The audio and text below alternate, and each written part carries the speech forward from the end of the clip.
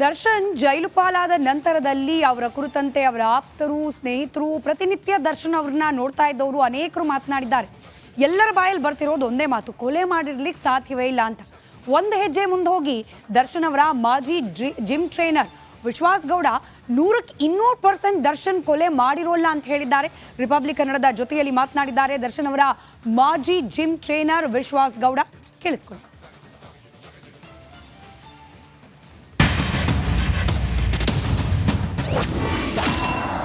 Republic ಕನ್ನಡದಲ್ಲಿ ದರ್ಶನ್ ಮಾಜಿ gym trainer.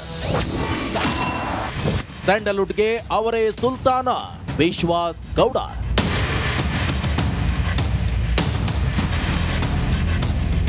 ಅಭಿಮಾನಿಯನ್ನೇ ಕೊಂದು ಜೈಲು ಸೇರಿರುವ ನಟ ದರ್ಶನ್ ಪರ ವಿರುದ್ಧ ಚರ್ಚೆ ಆಗುತ್ತಲೇ ಇದೆ. ಅಭಿಮಾನಿಗಳಲ್ಲದೆ ಆಪ್ತರು, ಸ್ಯಾಂಡಲ್ವುಡ್ ಮಂದಿ ಕೆಲವರು ಪರ ಮಾತಾಡಿದ್ರೆ, ಇನ್ನೂ ಕೆಲವರು ದರ್ಶನ್ ಮಾಡಿದ್ದಾರೆಂಬ ಕೊಲೆ ಕೃತ್ಯದ ಬಗ್ಗೆ ವಿರೋಧವನ್ನ ಮಾಡಿದ್ದಾರೆ.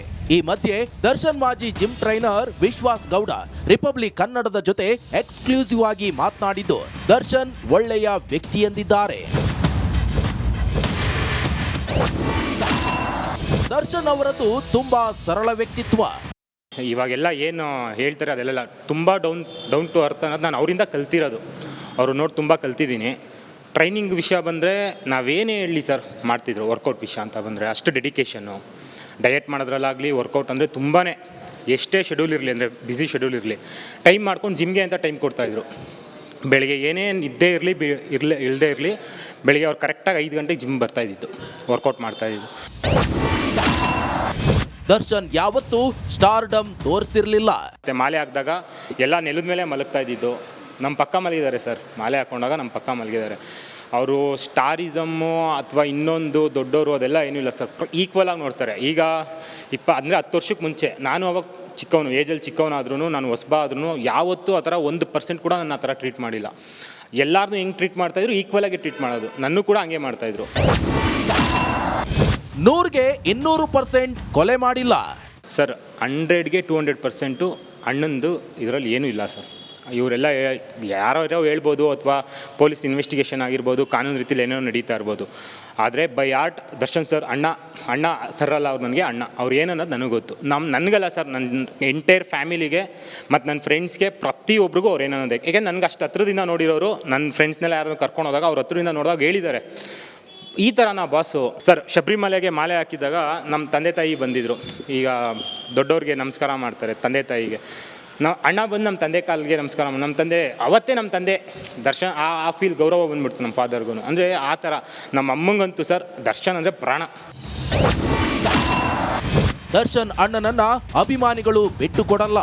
ಡಬ್ಬಲ್ ಅಲ್ಲ, ತ್ರಿಬಲ್ ಆಗ್ತಾರೆ. ಈಗ ನೆಕ್ಸ್ಟ್ ಬರೋ ಫಿಲಮ್ ರಿಲೀಸ್ ಆಗಲಿ ಸರ್, ಅವಾಗ ಗೊತ್ತಾಗುತ್ತೆ ಸರ್. ನನ್ನ ಕಡೆಯಿಂದ ನನ್ನ ಫ್ರೆಂಡ್ಸು, ಟೀಮು, ಫ್ಯಾನ್ಸು ಎಲ್ಲರೂ ಸಪೋರ್ಟ್ ಇದೆ. ಯಾರೊಬ್ಬರು ಸರ್ ನಾನು ಕೇಳ್ಪಟ್ಟಿಗೆ ನನ್ಗೆ ಗೊತ್ತಿರೋರು ಎಲ್ಲರೂ ಯಾರೂ ನೆಗೆಟಿವ್ ಮಾತಾಡ್ತಾ ಇಲ್ಲ.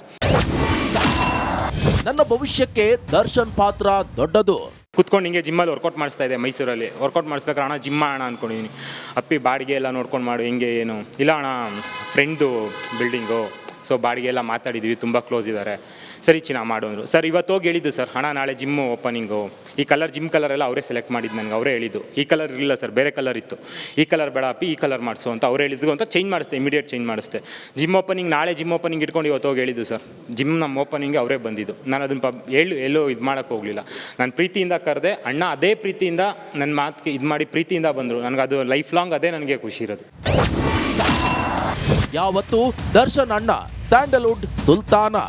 ಬಾಸ್ ಫ್ಯಾನ್ಸ್ ಯಾರ್ಯಾರು ಇದ್ದಾರೆ ಅವ್ರಿಗೆಲ್ಲ ರಾಜನೇ. ನಾವೆಲ್ಲ ರಾಜನ ಥರ ಅಲ್ಲ ಸರ್, ರಾಜನೇ ನಮಗೆಲ್ಲ ಅವರೇ ರಾಜ. ನಾವು ಅವ್ರು ಬರೋದನ್ನೇ ಕಾಯ್ತಾ ಇದ್ದೀವಿ. ಆದಷ್ಟು ಬೇಗ ಬಂದೇ ಬರ್ತಾರೆ ಸರ್.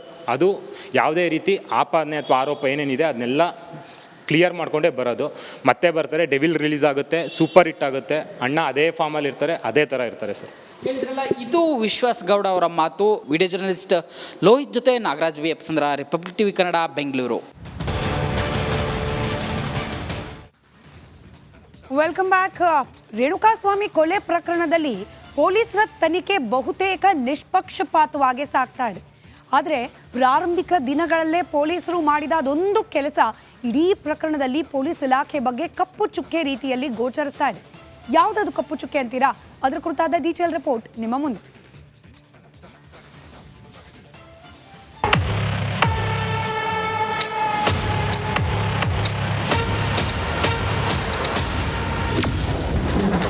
ಶಾಮಿಯಾನ ಗುಟ್ಟು ರಟ್ಟು ಮಾಡ್ತಾ ಶಾಮಿಯಾನ ತಪ್ಪು ಮುಚ್ಚಿಕೊಳ್ಳೋಕೆ ಮುಂದಾದ್ರ ಪೊಲೀಸರು. ರೇಣುಕಸ್ವಾಮಿಯನ್ನ ಕೊಂದ ಆರೋಪದಲ್ಲಿ ನಟ ದರ್ಶನ್ನ ಪೊಲೀಸರು ಮೈಸೂರಿನಿಂದ ಬೆಂಗಳೂರಿಗೆ ಕರೆತಂದಿದ್ರು. ಅನ್ನಪೂರ್ಣೇಶ್ವರಿ ನಗರ ಠಾಣೆಯಲ್ಲಿ ಸುದೀರ್ಘ ವಿಚಾರಣೆ ನಡೆಸಿದ್ರು. ಪೊಲೀಸರ ದಿಟ್ಟ ಕ್ರಮಕ್ಕೆ ಭಾರಿ ಶ್ಲಾಘನೆ ಕೂಡ ವ್ಯಕ್ತವಾಗಿತ್ತು. ಆದ್ರೆ ಇಲ್ಲಿ ಮಾಡಿದ್ದ ಒಂದೇ ಒಂದು ತಪ್ಪು ಪೊಲೀಸ್ ಠಾಣೆಗೆ ಶಾಮೀನ ಹಾಕಿದ್ದು.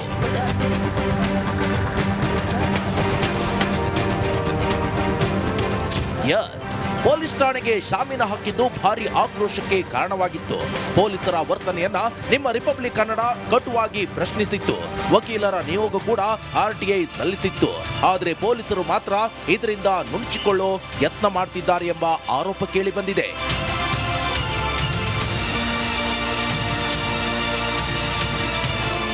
ಶಾಮಿಯಾನ ಸೀಕ್ರೆಟ್ ಅನ್ನ ಪೊಲೀಸರು ಬಿಟ್ಟುಕೊಟ್ಟಿಲ್ಲ. ಪೊಲೀಸ್ ಠಾಣೆಯ ಸಿಸಿಟಿವಿ ಫುಟೇಜ್ ಕೂಡ ಕೊಟ್ಟಿಲ್ಲ. ಕರ್ನಾಟಕ ಪೊಲೀಸ್ ಇತಿಹಾಸದಲ್ಲಿ ಮೊದಲನೇ ಬಾರಿ ಈ ರೀತಿ ನಡೆ ತೋರಿದ ಪೊಲೀಸರ ವಿರುದ್ಧ ಆಕ್ರೋಶ ವ್ಯಕ್ತವಾಗಿತ್ತು. ದರ್ಶನ್ಗೆ ವಿಐಪಿ ಟ್ರೀಟ್ಮೆಂಟ್ ಕೊಡಲಾಗ್ತಿದೆ ಅನ್ನೋ ಆರೋಪ ಕೇಳಿ ಬಂದಿತ್ತು. ಶಾಮಿಯಾನಕ್ಕೆ ಯಾಕೆ ಹಾಕಿದ್ದಾರೆ, ಎಷ್ಟು ಖರ್ಚಾಗಿದೆ, ಅದ್ರ ಬಗ್ಗೆ ವಿವರ ಕೊಡ್ತಿದ್ರು. ಇವನ್ CCTV ಅಳವಡಿಸಿದ್ದಾರೆ 4 ಅಂತ ಹೇಳ್ತಿದ್ದಾರೆ. ಅದಕ್ಕೆ ಎಷ್ಟು ವೆಚ್ಚ ಆಗಿದೆ ಅದನ್ನು ಹೇಳ್ತಾ ಇಲ್ಲ. DGIG ಆಫೀಸಿಂದ ವೆಚ್ಚ ಬರ್ಸಿದ್ದಾರೆ ಅಂತ ಹೇಳಿದ್ದಾರೆ. ಬಟ್ ಎಷ್ಟು ವೆಚ್ಚ ಆಗಿದೆ ಅಂತಲೂ ಕೊಡ್ತಾ ಇಲ್ಲ. ಮತ್ತು ಒಂದು ಸೆಕ್ಷನ್ 144 ಏನಕ್ಕೆ ಇನ್ವೋಕ್ ಮಾಡಿದ್ದೀರಾ ಆ ಸಂದರ್ಭದಲ್ಲಿ ಅಂತ ಕೇಳಿದ್ದೀವಿ. ಬಟ್ ಅದಕ್ಕೂ ಅವರು ಉತ್ತರ ಕೊಟ್ಟಿಲ್ಲ.